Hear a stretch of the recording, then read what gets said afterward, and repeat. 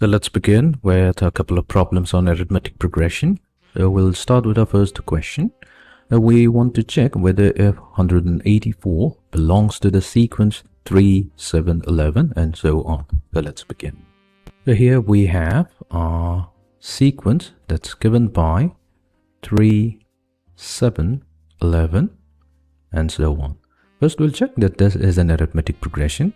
So we will consider our first term. So our first term is 3, our second term is 7, and our third term is 11.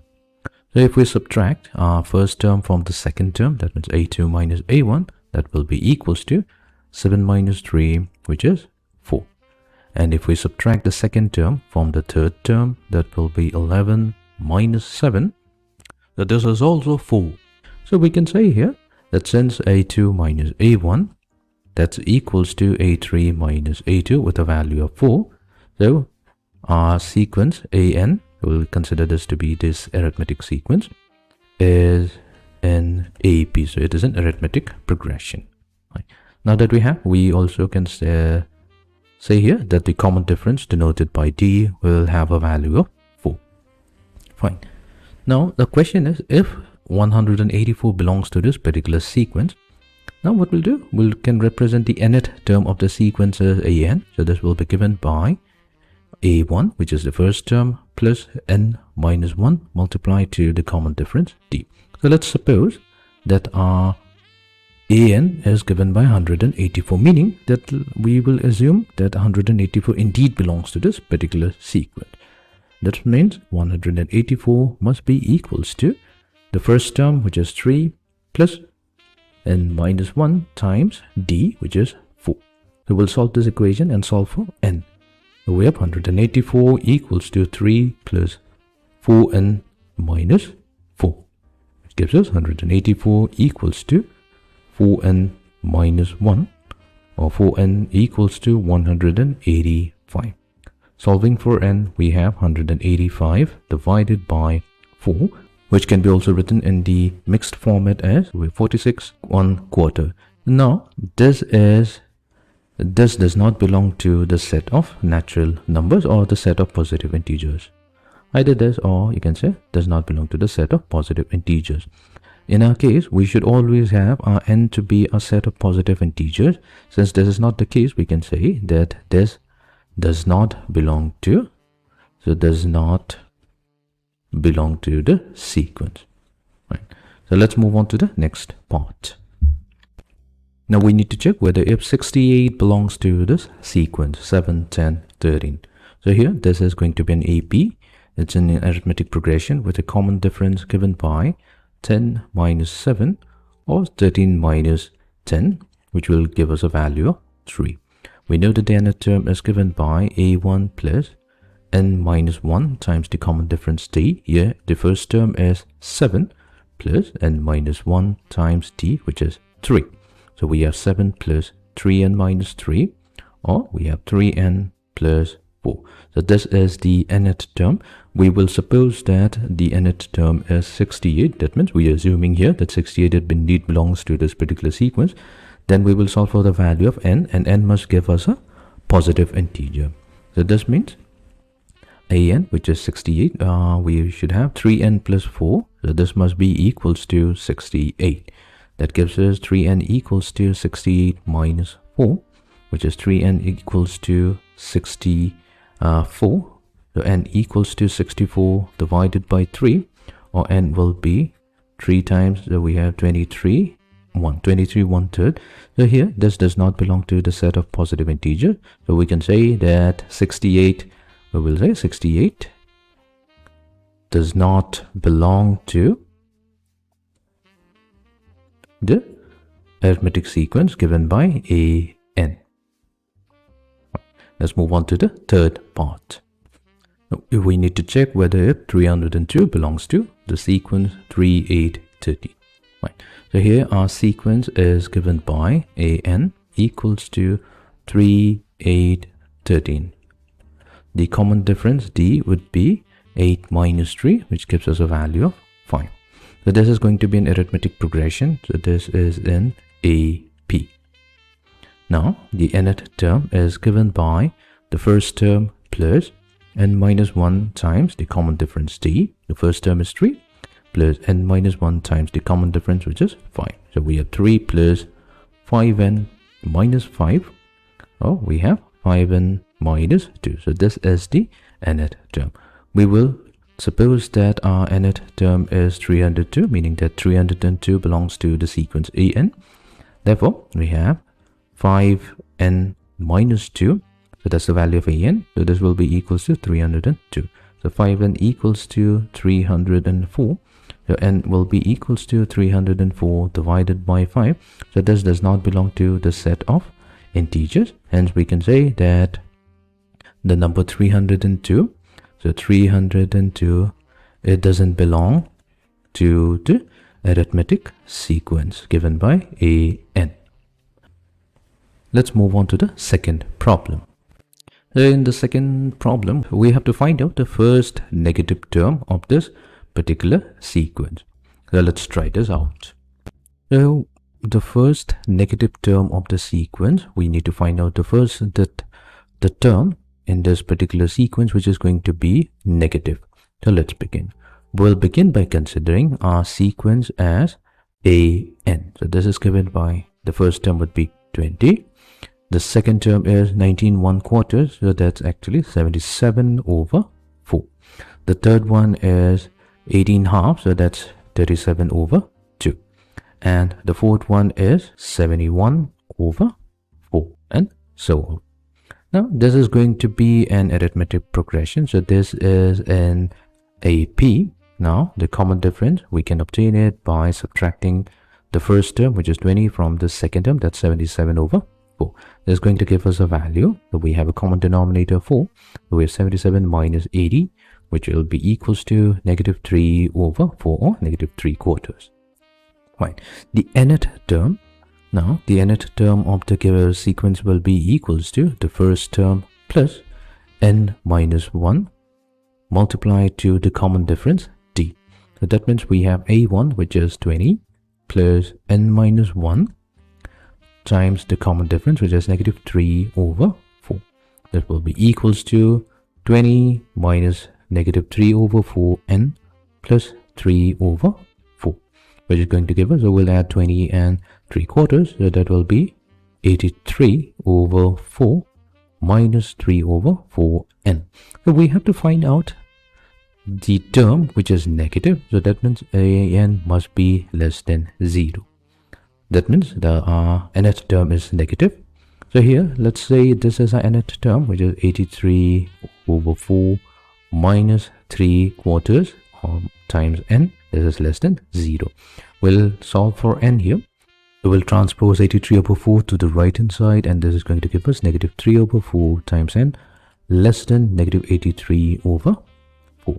Now we're going to multiply both sides with negative 1, but we have to be extremely careful whenever we multiply it with a negative sign, and the inequality sign changes. That means 3 over 4 times n will become greater than 83 over 4. Now what we can do, we can multiply both sides with a positive 4/3. Multiplying with a positive 4/3 is not going to affect the sign of the inequality, so this is going to give us n will be greater than 83 over 4. So let's solve it here. We'll have 83 over 4. This will get multiplied to 4 over 3. So 4 and 4 gets cancelled. 83 over 3. So 83 over 3, so this can be written in a mixed format as, we know that 3 times 2 is 6. 3 times 7, and so we have 27, 2 over 3. So n must be greater than 27 to 2. So what is the nearest integer that's greater than 27, 2 over 3? So here n must be equals to, this implies n must be equals to 28. So that means it's the 28th term which is going to give us a negative term. We can actually verify that if it is true or not. So if we consider n to be equals to 28, then our 28th term, this will be equals to the first term, which is 20, plus 28 minus 1 multiplied to negative 3 over 4. So let's solve it. So we have 20 plus 27 multiplied to negative 3 over 4. This will be equals to 20 minus, so 27 times 3 will be, so we have 81 over 4, which will be equals to 80 minus 81 over 4, and this is giving us a negative number. So this is going to be the term, the 28th term of the sequence, which is going to give us the first negative of the sequence. Let's move on to the second problem. So let's begin. So here we have a sequence which is given by 24. This is the first term. The second term is 23 1/4, which is also 93 over 4. The third term is 22 half, so this will be also equals to 45 over 2. And the fourth term is 21 3/4, which is 87 over 4, and so on. So this particular sequence is in arithmetic progression. It's an AP. So that means we can find out the common difference. Our common difference would be, we'll subtract 24 from the second term. So this is going to give us the value negative 3/4. Right.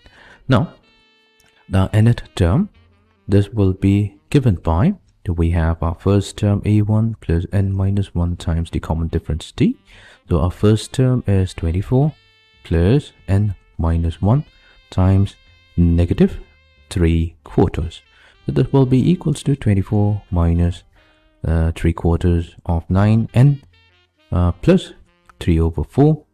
So we'll add 24 and 3 over 4. So this is going to give us 99 over 4 minus 3 over 4 n. So this is our nth term. Now, what to do? In order to find out the first negative term, we'll consider our nth term to be less than 0. That means it's negative. So we have 99 over 4 minus 3/4 of n less than 0. We'll transpose 99 over 4 to the right hand side. So we have negative 3 over 4 times n less than negative 99 over 4. We'll multiply both sides with negative 1, which will make it positive on both sides. So we have 3/4 of n, and the sign of the inequality will flip. This will become greater than 99 over 4. Then we will multiply both sides with 4/3, which is a positive number. The sign of the inequality is not going to change. We will have n greater than 33. So n, since n, we have obtained n to be greater than 33, the integer that's next to n, which is greater than 33, will be 34. So that means it's the 34, since we have obtained n equals to 34, so we'll say it's the 34th term that's going to make this particular sequence. And that means the 34th term of this particular sequence is going to be the first negative term. Let's move on to the next problem. Problem number 3. Where here we have to determine the term that is either purely real or purely imaginary for the sequence given by 8 minus 6i, 7 minus 4i, and 6 minus 2i, and so on. So let's try to find out those terms. So here we have our sequence which is given by the first term 8 minus 6 iota. Iota is the imaginary number.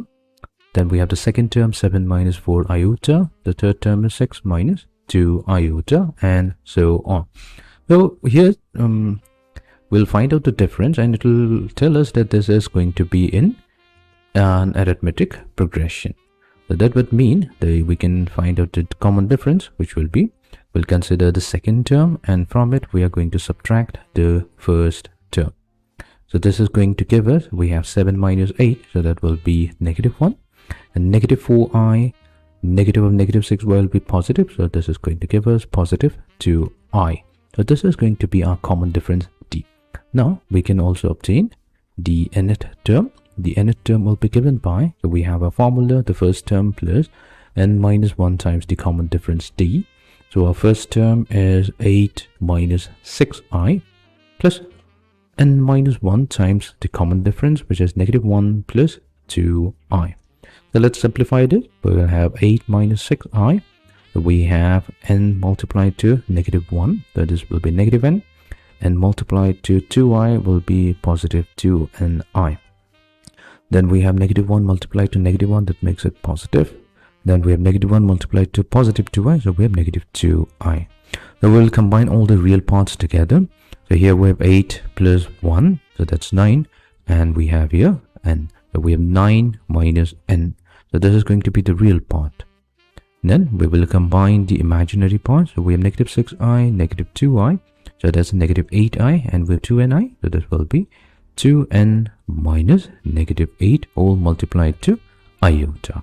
Right. So we have obtained the nth term of a given sequence. Now for the first part is we have to find out that term, that means the value of n for which the nth term is purely real. So let's start with the first part. So an will say that an is purely real. Now since an is purely real, this would mean that the imaginary part of our nth term, this must be equals to 0. Only when the imaginary part does not exist, then there will be only the real part which will make it purely real. So this would mean that 2n minus 8 must be equals to 0. Solving for n, we have n equals to 4.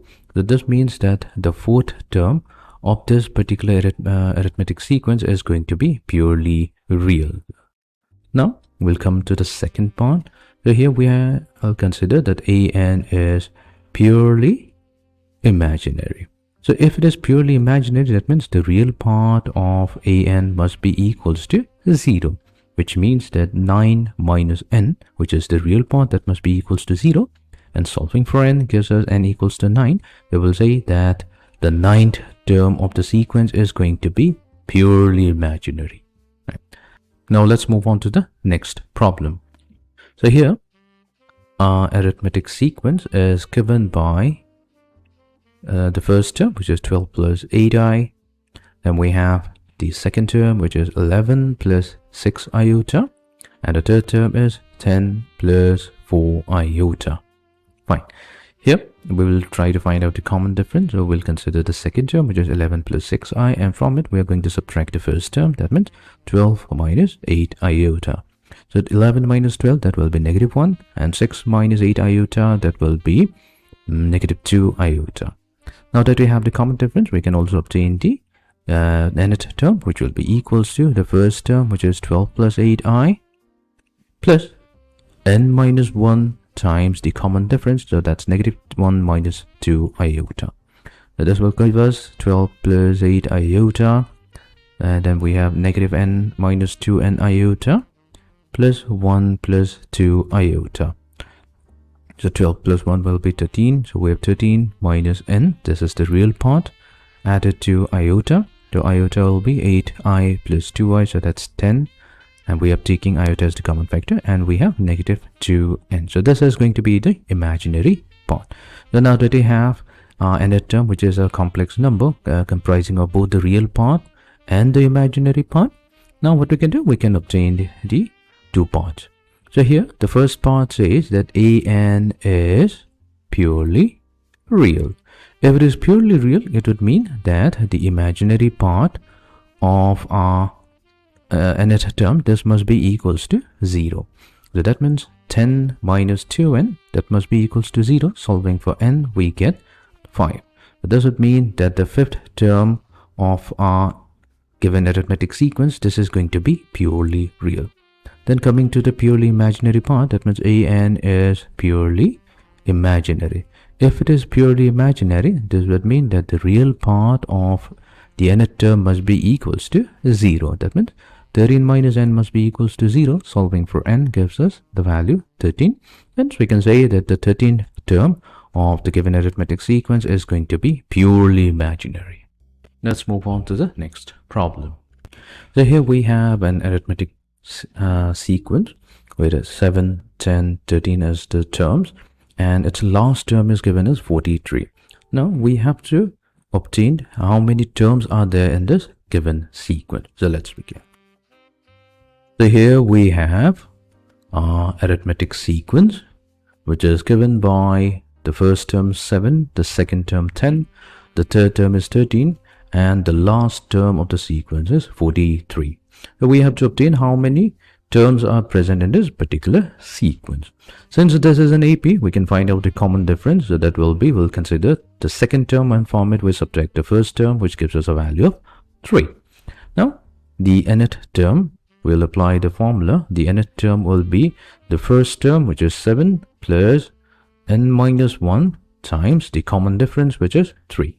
So this will be equals to 7 plus 3n minus 3, or we have 3n plus 4. So this is the nth term. Now here we have the last term. So let's say this is the nth term. So our last term is the nth term. That would mean that 43 is equals to 3n plus 4, or simply put, 3n will be equals to 43 minus 4, which is 39. Now solving for n, we have n equals to 13. So that means there are actually 13 terms in this particular arithmetic sequence. So let's move on to the next problem. So here we have another arithmetic sequence. We have to find out the number of terms present in this sequence. So let's begin. So our sequence is given by, we have our first term, which is -1. The second term is -5/6. The third term is -2/3. And the final term is 10/3. Now, since this is given that this sequence is an AP, we can find out the common difference. So we'll take the second term, -5/6, and from it we'll subtract the first term. That means we have negative of -1, which is -5/6 plus 1. And solving this, we get 1/6. Fine. Now, we know that the nth term is given by the first term plus n minus 1 times the common difference, d. Our first term here is -1 plus n minus 1 times the common difference, which is 1/6. This gives us the value of -1 plus 1/6 times n minus 1/6. So -1 and -1/6, that's -7/6 plus 1/6n. This is our nth term. Now we have the last term. So let's say that our last term is our nth term. We will say let an is the last term with a value of 10/3. Now that means this must be equals to -7/6 plus 1/6n. Now we will solve this. We'll have 1/6 times n. This will be equals to 10/3 plus 7/6. So we have n/6 that will be equals to 20/6 plus 7/6. So n/6 will be equals to 27/6, which gives us the value n equals to 27. Now that means there are 27 terms in this particular arithmetic sequence.